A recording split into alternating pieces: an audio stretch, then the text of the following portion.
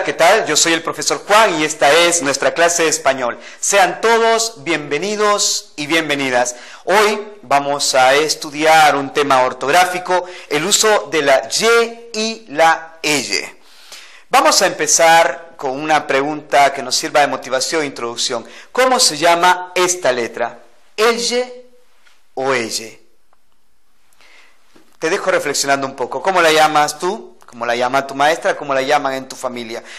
Muy frecuentemente escucho personas que llaman a esta letra elle. Tal vez por una combinación, porque está formada por dos L's. Pero no, realmente se llama elle. Quiero que de ahora en adelante lo tengas muy presente y no vuelvas a decir elle, sino que se debe decir elle. Así, tal y como suena. Y la otra aclaración que tengo que hacerte acerca de este grafema es que ya no es una letra. A partir de las reformas que se hicieron en noviembre de 2010 por parte de la Academia, de la Real Academia Española, a la elle ya no se le considera una letra del alfabeto, sino que se le considera un dígrafo, es decir, la representación gráfica de un sonido, el sonido y, formado por dos letras L's. La letra es L. El dígrafo es elle, por lo tanto lo vamos a llamar de ahora en adelante dígrafo. Veamos nuestros objetivos hechas las aclaraciones, podemos continuar.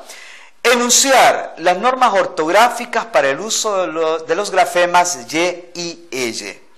Y luego distinguir el significado y escritura de las palabras homófonas con y y elle.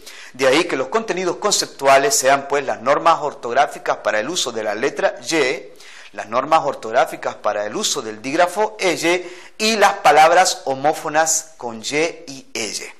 Empezamos ahora mismo. Se escriben con y. La letra y, que es parte de nuestro alfabeto, también se le conoce como Y. La vamos a llamar en este caso y porque es el sonido que representa, el sonido y. Y en algunos casos, como en esta regla, también el sonido i. Las palabras que terminan con el sonido correspondiente i, el sonido i, precedido de una vocal con la que forma un diptongo o de dos con las que forma triptongo. Es decir, cuando tenemos el sonido, el diptongo, por ejemplo, en las palabras estoy, que tenemos por acá, rey, ley, soy y muy. Las palabras estoy lleva al final un diptongo o i, pero ese final no lo vamos a escribir con una i latina, sino que con una y. Son excepciones a esta regla las palabras saharaui, que significa perteneciente o relativo al Sahara, y también la palabra bonsai, que es una planta ornamental que mediante algunas técnicas de cultivo que consiste en cortar las raíces y en cortar el crecimiento del árbol por medio de la poda de sus ramas, este arbolito no crece, es un árbol pero no crece al tamaño natural de los árboles. La ilustración que tenemos en este caso en la gráfica se trata de un bonsai. Siguiente regla, la número 2, para el uso de la letra Y.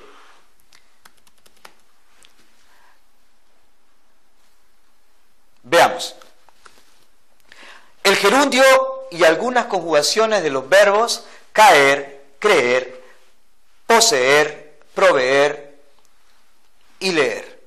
También el gerundio del verbo ir. Vamos a ver. Primero aclaremos, ¿qué es un gerundio? El gerundio es una forma verbal no personal, es decir, que no se puede conjugar, cuya terminación es ando o endo. Por ejemplo, el gerundio del verbo amar es amando y el gerundio del verbo tener es teniendo. En este caso estamos hablando de estos verbos que al convertirse en gerundio o en otras formas verbales en pasado llevan una y. Por ejemplo, caer, que tenemos ahí, caer, el gerundio es cayendo y el pasado es cayó en tercera persona del singular y cayeron en tercera persona del plural. Igual ocurre con leer, leyendo, leyó y leyeron. Poseer, poseyendo, poseyó, poseyeron. Y también proveer, proveyendo, proveyó y proveyeron. Y como decíamos al principio, el gerundio del verbo ir, que es yendo. Por ejemplo, vamos yendo o estamos yendo. son el uso de la Y para estas conjugaciones verbales. Otra regla sería la número 3 en este caso, las palabras que contienen la sílaba yek. En este caso generalmente se encuentra en el centro o en medio de la palabra. Por ejemplo, las palabras abyecto, inyector, proyecto e inyección. Una regla más, los plurales de los nombres que terminan con Y en singular. En este caso recurrimos un poco a la primera regla que mencionábamos cuando hay diptongo, en el caso de rey o en el caso de buey, que tenemos aquí un diptongo y aquí tenemos un triptongo. Como el sonido al final es una I, se escribe con una Y. Y el plural, obviamente, lógicamente, por consecuencia será reyes y bueyes con Y. Tenemos una hermosa gráfica en este caso de los 3 Reyes Magos de nuestra cultura religiosa occidental, particularmente del cristianismo.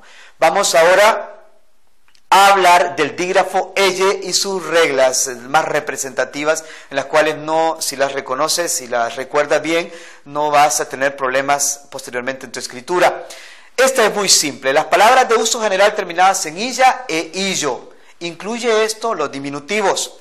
Para el caso tenemos la palabra chiquilla, que es el diminutivo de la palabra chica, la palabra carretilla, la palabra postilla y la palabra pajarillo.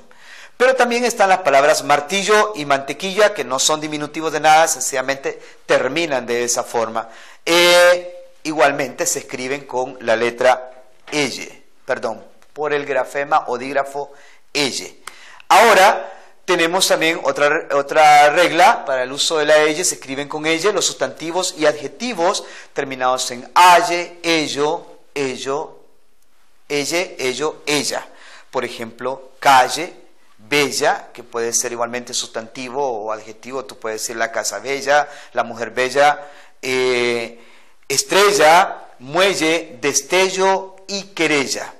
Todas estas, puedes tú comprobar, corresponden a cada una de las terminaciones, con aye, con ella, con elle, con ello. Y tenemos también las excepciones. En este caso, Pompeyo, que es un nombre propio masculino, no es muy común escucharlo ahora, pero sí tenemos, por ejemplo, un escritor hondureño que se llama Pompeyo del Valle. Tenemos Pompeya, refiriéndose a la ciudad, aquella que fue acabada por el volcán Vesubio. Tenemos la palabra plebeyo y la palabra leguleyo, que son palabras de uso común, son sustantivos comunes. Tenemos otra regla acerca del uso de la elle, los verbos con las terminaciones yar y sus respectivas conjugaciones. Por ejemplo, callar, sellar, brillar, enrollar y aullar. Cuando me refiero a la respectiva conjugaciones, es que puedes decirlo en cualquier tiempo, en cualquier modo, como callamos, callaste, callarían, o brillarán, brillaron, brillaremos, etc. Igualmente siempre vas a escribirlo con la letra elle. Son excepciones a esta regla los verbos explayar, que es como extenderse, el verbo rayar y el verbo apoyar.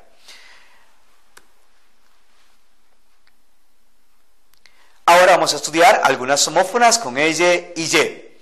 Las palabras homófonas son aquellas palabras que se escriben diferente aunque suenan igual y además tienen diferente significado.